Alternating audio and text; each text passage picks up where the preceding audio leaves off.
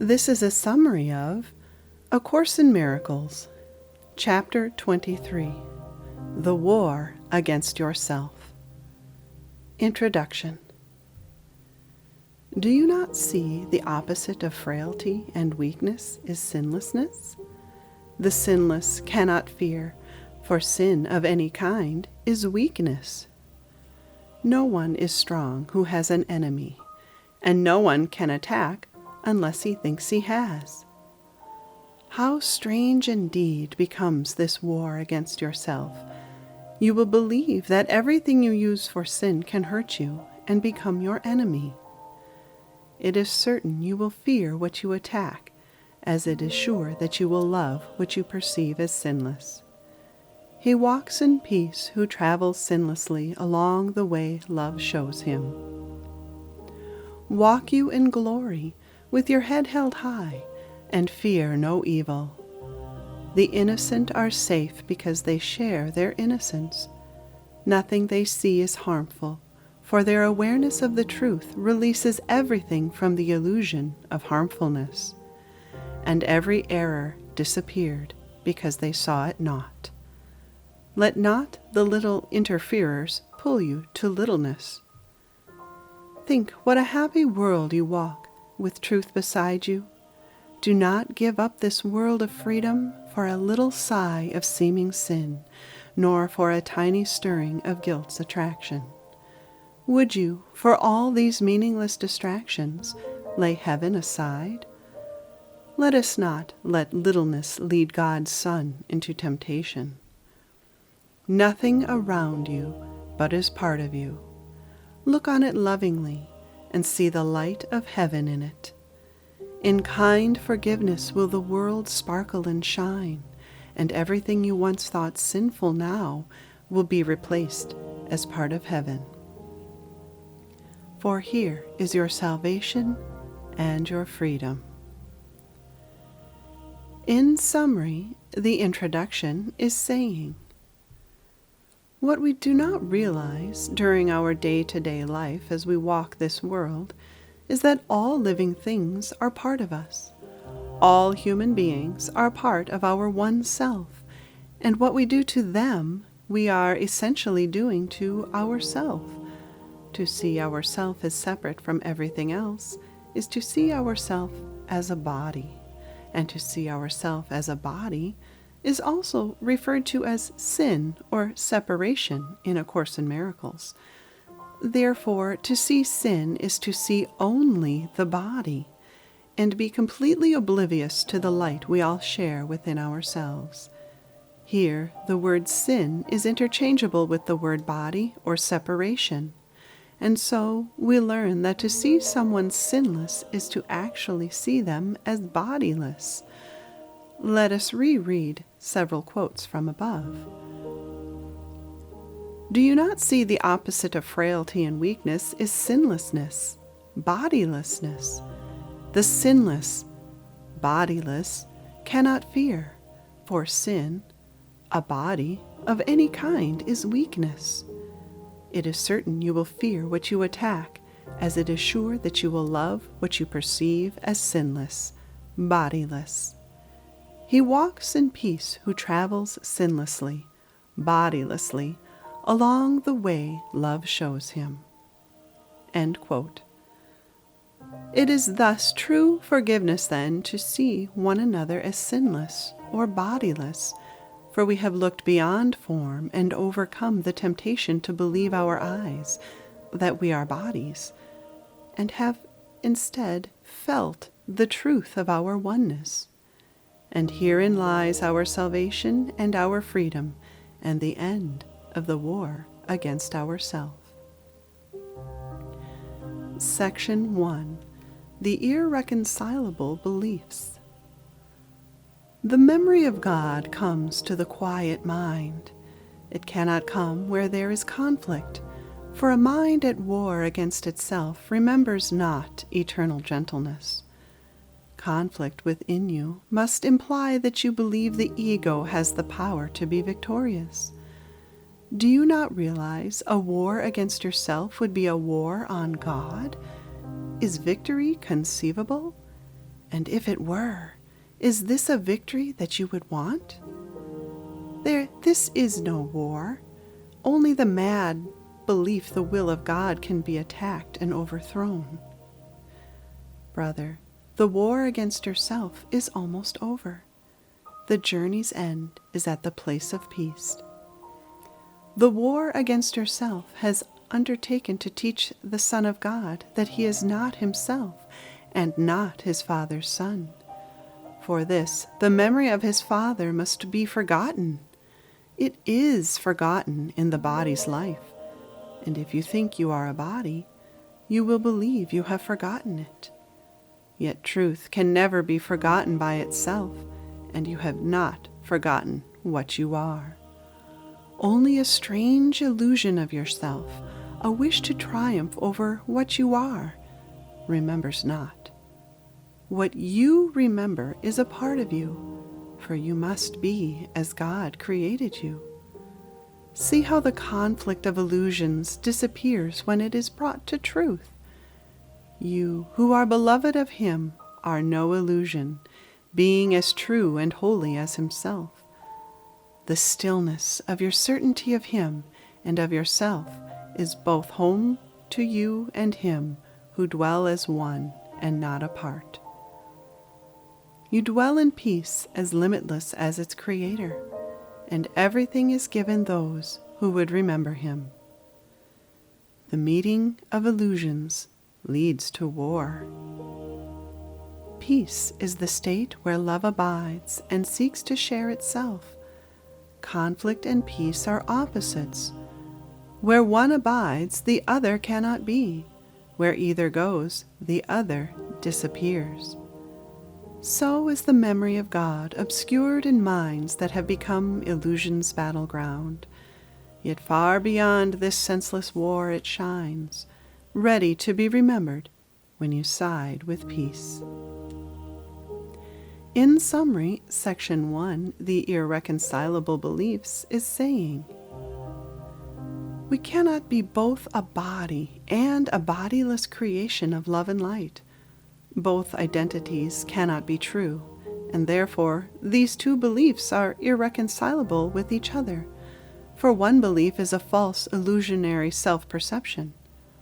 The conflict between these two self-perceptions is the war within ourself. Yet, if only the truth about us is true, then how can there be two opposing sides if one is false? We are therefore at war with nothing, an idea that only seems to be true, an idea we can let go of at any time and rest in peace. Let the stillness of the certainty of our oneness in God triumph over all contrary beliefs. We dwell in peace as limitless as our Creator. Only illusions, bodies, can war with one another. Peace comes to the mind that sees there is no war, for to see yourself as one banishes the idea of separation from your mind. With this change in belief are all irreconcilable beliefs thus reconciled. Section 2. The Laws of Chaos. The laws of chaos can be brought to light, though never understood. Chaotic laws are hardly meaningful, and therefore out of reason's sphere, yet they appear to be an obstacle to reason and to truth. Let us, then, look upon them calmly, that we may look beyond them, understanding what they are, and not what they would maintain. It is essential it be understood what they are for, because it is their purpose to make meaningless and to attack the truth. Here are the laws that rule the world you made. The first chaotic law is that truth is different for everyone. Like all these principles, this one maintains that each is separate and has a different set of thoughts that set him off from others. Each one establishes this for himself and makes it true by his attack on what another values. And this is justified because the values differ, and those who hold them seem to be unalike, and therefore enemies. Think how this seems to interfere with the first principle of miracles. There is no order of difficulty in miracles. Principle 1. For this establishes degrees of truth among illusions, making it seem that some of them are harder to overcome than others. Errors of any kind can be corrected because they are untrue. The second law of chaos, dear indeed to every worshipper of sin, is that each one must sin, and therefore deserves attack and death. Think what this seems to do to the relationship between the Father and the Son. Now it appears that they can never be one again. And fear of God and of each other now appears as sensible, made real by what the Son of God has done both to himself and his Creator. The arrogance on which the laws of chaos stand could not be more apparent than emerges here. Here is a principle that would define what the Creator of reality must be, what he must think and what he must believe, and how he must respond, believing it. This leads directly to the third preposterous belief that seems to make chaos eternal. For if God cannot be mistaken, he must accept his Son's belief in what he is, and hate him for it. See how the fear of God is reinforced by this third principle. Now it becomes impossible to turn to him for help in misery. The ego values only what it takes. This leads to the fourth law of chaos, which, if the others are accepted, must be true.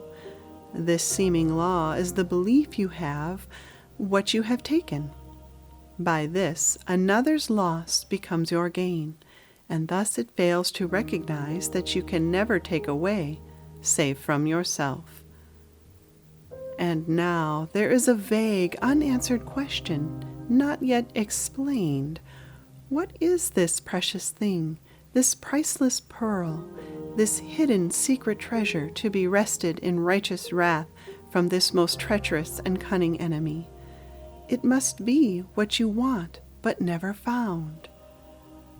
For it was taken from you by this enemy, and hidden where you would not think to look.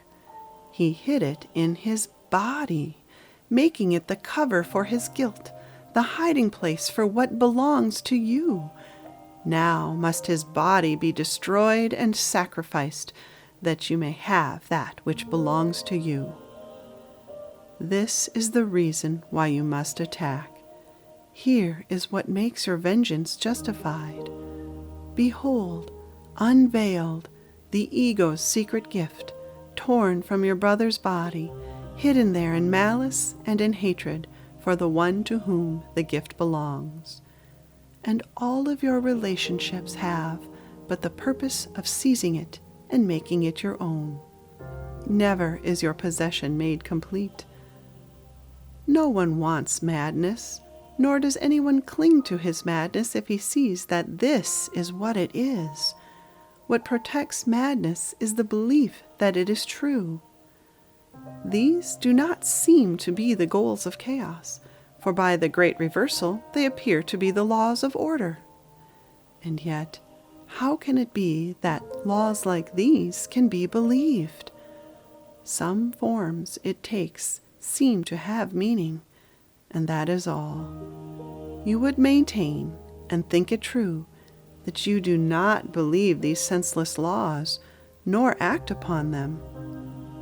Brother, you do believe them, for how else could you perceive the form they take, with content such as this? There is no life outside of heaven. In any state apart from heaven, life is illusion. At best it seems like life, at worst like death.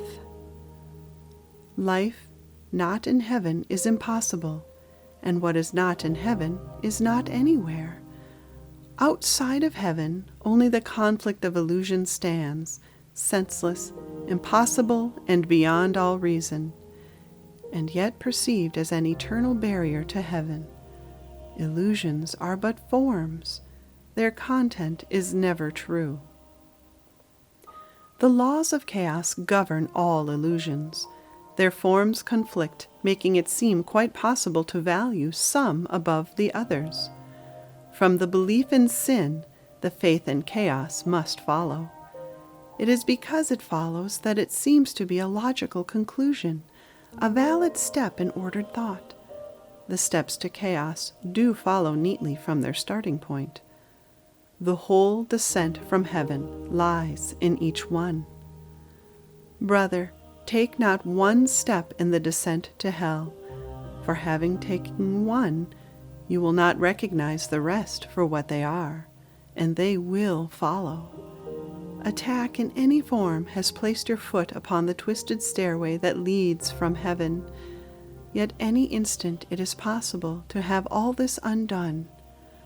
How can you know whether you chose the stairs to heaven or the way to hell? Quite easily. How do you feel? Is peace in your awareness? If not, you walk alone. Ask then your friend to join with you and give you certainty of where you go. In summary, Section 2, The Laws of Chaos, is saying, there are 4 laws of chaos, the laws or beliefs that lead us away from the bliss of heaven and down into the depths of suffering in the ego's world. 1. The belief we are separate and can have separate desires, wishes, and demands that will be what completes our perceived idea of happiness. Some of these separate things and people are more desirable than others in this world. In other words, some forms of illusion are more preferable than others.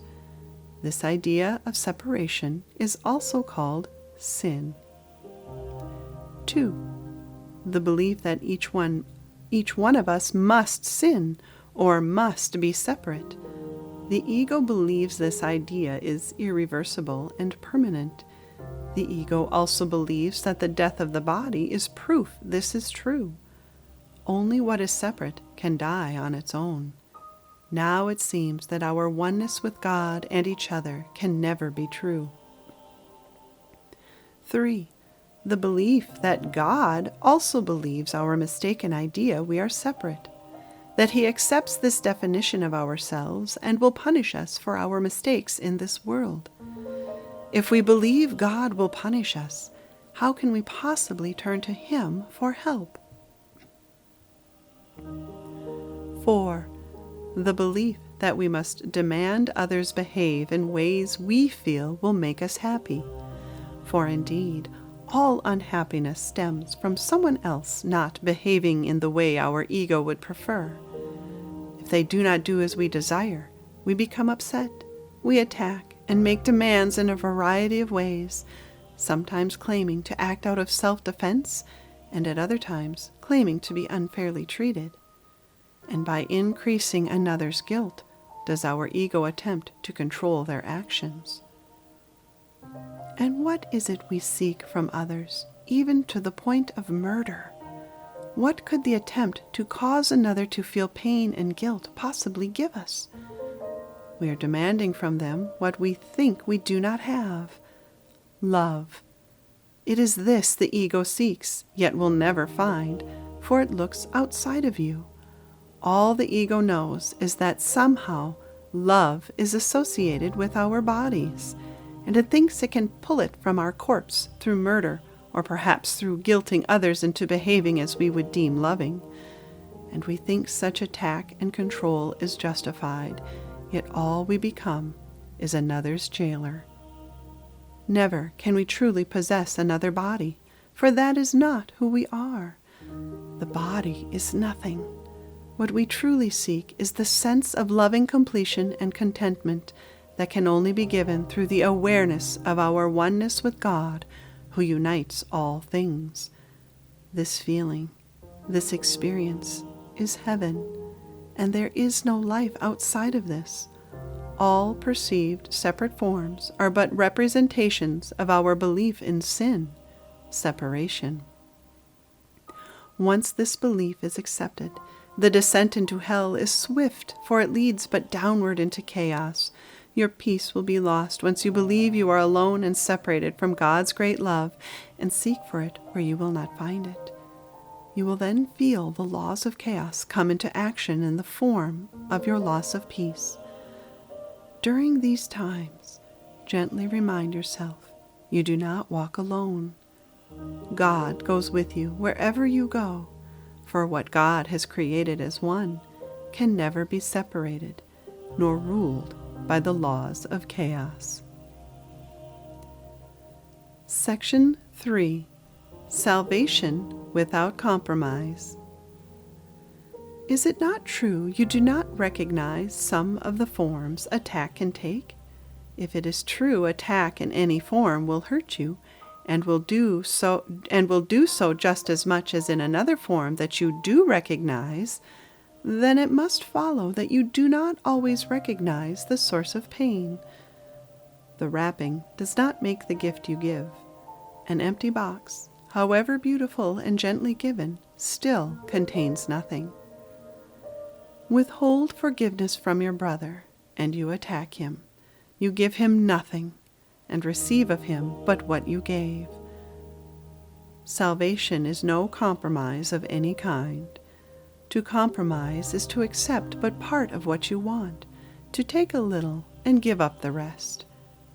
Salvation gives up nothing. It is complete for everyone. This course is easy just because it makes no compromise, yet it seems difficult to those who still believe that compromise is possible. Forgiveness cannot be withheld a little, nor is it possible to attack for this and love for that, and understand forgiveness. Those who believe that peace can be defended and that attack is justified on its behalf cannot perceive it lies within them. To be released from conflict means that it is over. The door is open. You have left the battleground. You can look down on it in safety from above and not be touched, but from within it you can find no safety. Can guilt be absent from a battlefield? In summary, Section 3, Salvation without compromise, is saying, what is salvation? It is but the inner recognition of our oneness, the full realization we are not separate, but joined as one in God. To realize this, to truly feel it and believe it, is salvation from all else your eyes currently perceive as reality. For in this knowing, you are released from the world, just as you have released the world from what you thought it was. You have left the battlefield and ascended to the vantage point above it, observing the world around you, but no longer engaging in battle with it. This shift in perception is forgiveness. To continue to engage with others as though they are separate from you is to continue to engage in attack, for such behavior attacks your perception of oneness through seeing each other as separate. Herein lies your whole conflict with the world. Peace is an uncompromising stance. You cannot see some separation here and none there. Either you are one or you are not. Either you believe this is true or you do not. Do not try to justify some forms of separation, usually those you do not like, while accepting union with other forms, usually with those you claim to love. You believe in oneness with all or none. Salvation, our oneness, is either true or false. There is no compromise.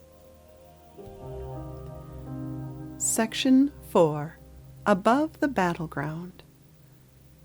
Do not remain in conflict, for there is no war without attack. The fear of God is fear of life and not of death, yet He remains the only place of safety. Every illusion is an assault on truth, and every one does violence to the idea of love, because it seems to be of equal truth. Murder and love are incompatible. Yet, if they both are true, then must they be the same and indistinguishable from one another. So will they be to those who see God's Son a body. God does not share his function with a body. It is not sinful to believe the function of the Son is murder, but it is insanity. Each form of murder and attack that still attracts you and that you do not recognize for what it is, limits the healing and the miracles you have the power to extend to all. This is your part, to realize that murder in any form is not your will. The overlooking of the battleground is now your purpose. Be lifted up, and from a higher place look down upon it. From there will your perspective be quite different. Here in the midst of it, it does seem real. Yet from above, the choice is miracles instead of murder, and the perspective coming from this choice shows you the battle is not real and easily escaped. When the temptation to attack rises to make your mind darkened and murderous, remember you can see the battle from above, even in forms you do not recognize, the signs you know. There is a stab of pain, a twinge of guilt, and above all, a loss of peace. When they occur, leave not your place on high, but quickly choose a miracle instead of murder, and God himself and all the lights of heaven will gently lean to you and hold you up, for you have chosen to remain where he would have you, and no illusion can attack the peace of God together with his Son. Perhaps you think the battleground can offer something you can win. Can it be anything that offers you a perfect calmness and a sense of love so deep and quiet that no touch of doubt can ever mar your certainty, and that will last forever? Those with the strength of God in their awareness could never think of battle, for everything fought for on the battleground is of the body, something it seems to offer or to own. The senselessness of conquest is quite apparent from the quiet sphere above the battleground. Who, with the love of God upholding him, could find the choice of miracles or murder hard to make?